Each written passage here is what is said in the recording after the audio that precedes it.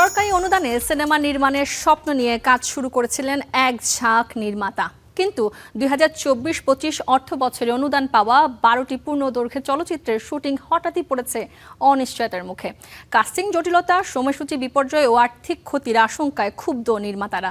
তাদের সেই হতাশা ও অভিযোগের কথাই উঠে এসেছে স্টার এন্টারটেইনমেন্টের ক্যামেরায়।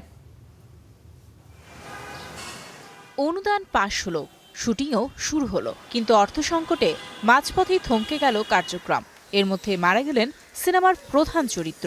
মূল পাণ্ডুলিপির সঙ্গে এমন অসংখ্য নীল বেদনার গল্প যুক্ত হয়েছে 12টি সিনেমার ভাগ্যে। 2024-25 অর্থ বছরে এই সিনেমাগুলোর জন্য অনুদান ঘোষণা করেছিল তৎকালীন অন্তর্বর্তী সরকার।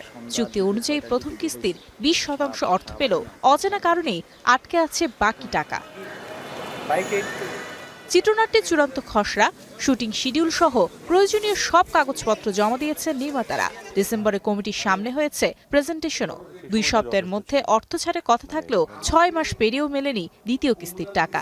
অনুদান পেয়েও জলযুদ্ধ সিনেমার নির্মাতা নিজেই যেন নতুন যুদ্ধে লিপ্ত হয়েছেন। আমরা না পারতে আমরা একটা চিঠি দেই মন্ত্রণালয় বরাবর, এবং চিঠিতে আমরা সেটা জানাই যে আমাদের কি কি সমস্যা হচ্ছে।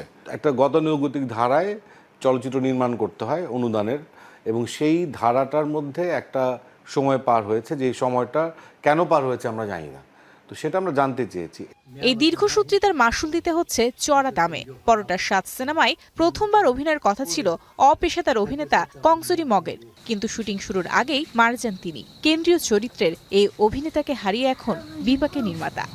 এগ্রিমেন্ট অনুসারে যা যা রিকোয়ারমেন্ট ছিল সবকিছু আমি ইন টাইম জমা দিয়েছি। আমরা অনেকবার ট্রাই করেছি জানার যে কি কারণে আমাদেরগুলো আটকে আছে। এখন সরকার যদি আমাকে এটা দিলেও আমাকে সিনেমা বানাতে হবে, আর যদি সে না দিলেও আমাকে সিনেমা বানাতে হবে। এমন না যে এটা আমার শেষ ঠিকানা বা আমি আমার জায়গা থেকে বলবো।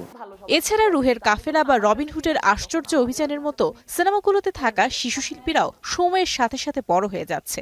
ফলে বদলে যাচ্ছে তাদের শারীরিক অবয়ব, যা কাস্টিং পরিকল্পনাকে ফেলছে নতুন চ্যালেঞ্জে। মন্ত্রণালয়ের সঙ্গে সবাই মিলে বারবার যোগাযোগ করার চেষ্টা করছি, তো ওনারা বলছেন যে একটি কমিটি গঠন করলে ছাড়পত্র দেবে তারা। দ্বিতীয় প্রডিউসার অনবোর্ড করে একটা শুটিং প্রস্তুতি নিয়েছি এবং শুটিং শুরু করেছি। সেখানে আমার চরিত্রটি শিশু, সে এখন বড় হয়ে যাচ্ছে। এটা নিয়ে আমি একটা ক্রাইসিস মোমেন্টের মধ্যে আসলে যাচ্ছি।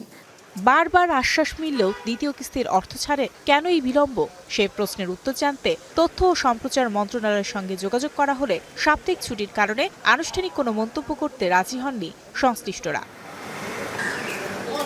জলযুদ্ধ, জীবন অপেরা, মায়ের ডাক কিংবা কফিনের ডানা, সবগুলো সিনেমার ভাগ্যই এখন ঝুলছে অনিশ্চয়তার দোলাচলে। পরিচালকদের দাবি, দ্রুত সমাধান না হলে বড় ধরনের আর্থিক ক্ষতির মুখে পড়বেন তারা, আর মুখ থুবড়ে পড়বে অনুদানের মূল উদ্দেশ্য।